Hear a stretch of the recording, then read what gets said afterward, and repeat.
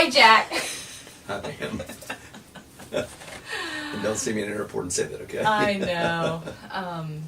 So what I wanted to talk to you about today was your passion for teaching. Mm-hmm. You know, one of the things, you know, that's unique, I think, to you as a colleague is just how much you love to teach. I mean, ever since I've known you, the minute I met you, you were already teaching. Tell me a little bit about that. What can you share about that? Well, you know, for me, I think that whether it was tennis that I played as a kid, that I grew up and became a tennis teacher, and wanted or had a passion to want to share my knowledge with others. I think it probably stems from my father that was a great teacher.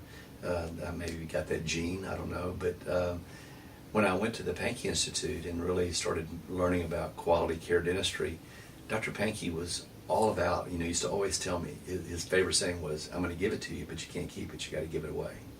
And that was a real passion of his, that he felt like, I think that he and a lot of the men that I learned from felt like they were going to die, and all the knowledge was going to die with them. Right. And so they were adamant about giving it away, giving it away, giving it away. And so as they gave it to us, and it was a group of us, a whole group of us, Tom Dawson, Jeff Baggett, Mike Fling, Jim Kincaid, all of us were told the same thing, that, you know, they were going to give us the knowledge. They would gladly share it with us, but they were adamant about the fact that we had to turn around and give it to someone else. And Pankey talks about all the time about, you know, it's like climbing the rope. You got to reach back and grab a hold of somebody else and help them up the ladder, you know, kind of thing. Right. So that Right. kind of has added to my passion, and I seem to have just a natural knack for it, Right. An enthusiasm about it that I kind of carry with me, and it's just what I do. So you've been doing the Wednesday morning mentoring sessions. How long? How long have you been doing that?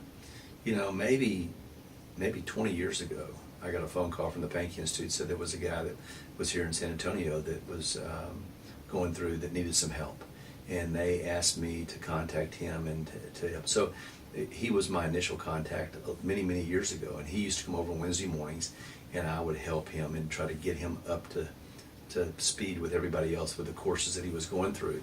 And so I began that way, and then, I don't know, maybe 8 or 9 years ago, I had the privilege of going on a mission trip to Guatemala, and they put me with Travis Ratliff, and Travis was a young dentist. Yeah. And so he and I roomed together, and so when Travis realized there was a lot of things that he needed to know, he said, well, I'd love to spend some more time with you. And so I said, well, you know, I had done the other with this guy on a Wednesday morning, so I said, you got a morning you can come over? And he said, well, yeah, I could come over Wednesday morning. So I started doing it with Travis. And so that began it, and then it kind of grew from there with one more, then one more, then one more, Right. then one more. And so it's kind of spread out. Yeah. So, and I never know how many I'm going to have. Yeah. Well, you know, I remember that about Dr. Charlie Finley. You know, I bought the practice I have right now from Charlie, and Sure. Charlie was a lot of the same mind. You know, what he told me when he first, I always say, gifted me his practice was that, you know, you have to give back to the profession that's going to give you much. And, you know, I think really the opportunity to be involved, and I know that you kind of drug me along a long time before we really got involved teaching together now. But, you know, the other person that was involved with me was John Lee.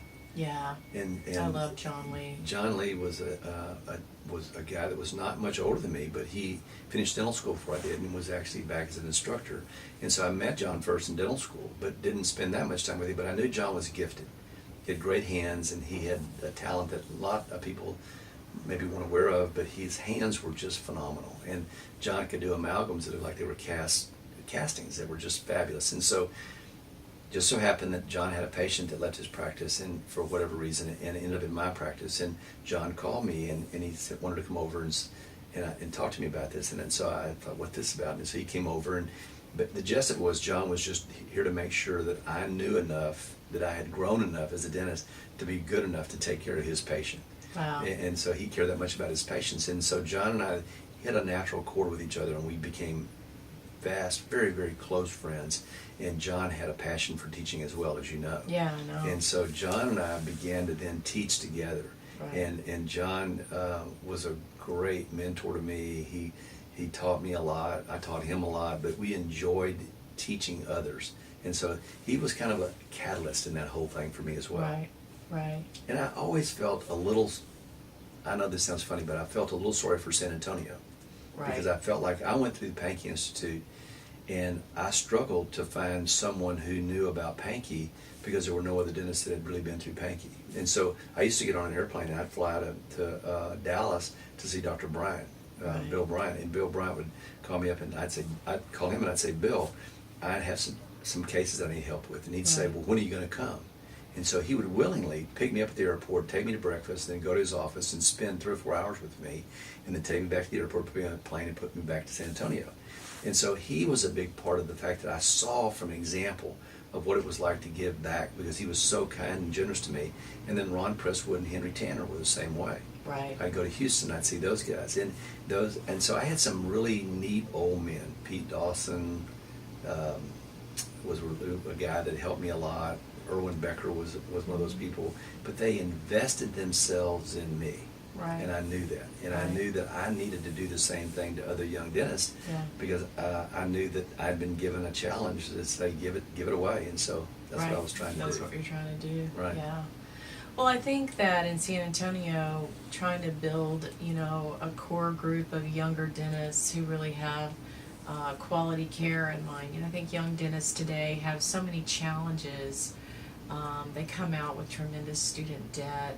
They're often put into circumstances in their practice transitions where they're working for corporate dentistry, where the opportunities aren't as great, or they're in larger practices working for someone else who's really dictating the philosophy, and so they really kind of sometimes circle the drain, so to speak, and they can easily be lost, down the pipe of what you and I know isn't really the best way to treat our patients. So It's hard for them. As you know, I'm involved with quite a few of those people. Yeah. And Rachel Ward was here this morning, and she's one of those classic examples.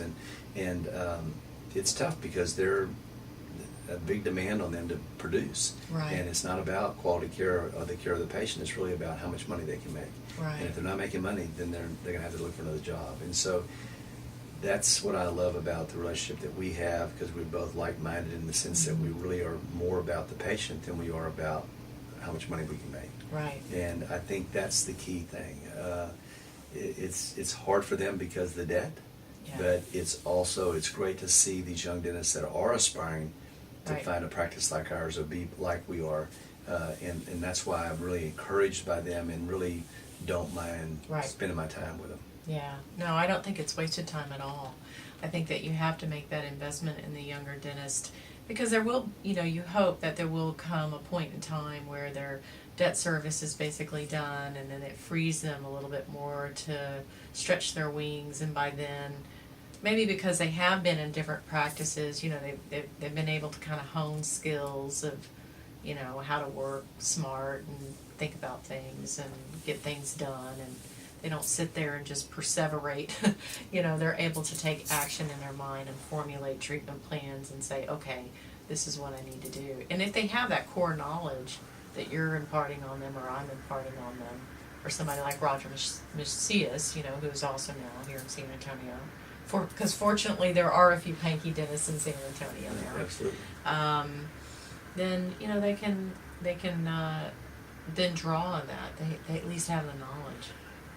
I agree with you. I mean, and I hope that's the case. Mhm. It worries me because it's like the golden handcuffs. Yeah. Once they get involved with corporate dentistry, they have the security of the job, the security of the income, and it's Right. hard for them to break off and do it the way they want to do it, because then they don't have the patience. And with insurances the way they are now, you're Yeah. limited, and it's hard to get the number of patients to support you Right. in what you're trying to do. Well, I do think the other thing that's really that we haven't touched on is that consumers becoming very, very savvy. I do think that people in general want to be treated well. I don't think anybody gets up in the morning because they really love going to the dentist to have bad dentistry done. That's not what people want. The disconnect is really trying to take those people that really don't know what they don't know, and bring them to know what they don't know, and then to really want what they then know. And not only that, but value it and understand that to deliver it at a really high level is not always fast, and it's not always the least expensive way, and it's certainly never what insurance is going to pay for. Yeah, And for sure. so it's really about educating that consumer in that respect. They already know what's out there because they can YouTube it. I mean, I constantly have patients come in and go, oh yeah, I YouTubed this. I already know what you're going to do. You know, so it's almost like procedurally they know a lot before they ever come in if they're really of a mind to discover that. But then what you have to really educate them about is the process involved. You know, I can't tell, you know, how many times I've said to a patient, what you don't know is all the hours that are spent planning this to orchestrate it in a manner that's going to give you a lasting result. I'm not going to just shoot from my hip and try to wing it. It doesn't work that way. You know, Dr. Pankey used to always put that in terms of dental IQ. Right. And you've got those patients that are below the line that dental IQ wise, they're not really about high quality. They just want to get a hole filled or whatever. And they don't perceive the value of their teeth, and maybe even until they've lost their teeth. Right. And so for practices that we talk about, really it's those people that are above the line that have the high perceived value for dentistry, high perceived value for dentists, Yeah. and they seek good care out. And so there's always going to be that group of people. Right. And so my goal is to make some of these young dentists understand is that there's always going to be a need for quality care. Right. There's always going to be a demand for quality care. Absolutely. It's just a matter of being brave enough to step out and say, I'm going to be that person who's going to learn enough, because they really need to get their skills up. That's Yeah. the thing. No, it's not an intuitive thing. It's a practice thing. You know, Yeah. there's muscle memory in your hands. There's muscle memory in your brain. You know, you got to work that gray matter, and you got to work the muscle matter of your hands. You got to make the two connect, and that doesn't just naturally happen. It's an acquired skill. Dr. Pankey talked about sharpening your saw. Yeah. You know, you got to sharpen your saw, and you know, you really have to have it on the shelf before people are going to seek you out. So it just takes time. Yeah. It takes time and a willingness to learn. That's the Right. key. That's what I've found with a lot of these young dentists. Is a lot of them really want the knowledge. Right. They're coming out of dental school with the basic skills, but not Right. being able to handle really complicated cases like you and I are dealing Right. with. And so that's where they can learn and grow and understand. That's why I think the Pankey Institute is such a great thing. But it's also important that what you and I are doing is trying to help these young people. And yes, and you may not be able to afford to go down to the Pankey Institute, but we can help you with some of those Right. skills and get doing you a there. study club, doing Exactly. the Monday morning seminars. Exactly. Well, I know you have a patient, so thanks for spending some time with me today. Thank you. All right. All right.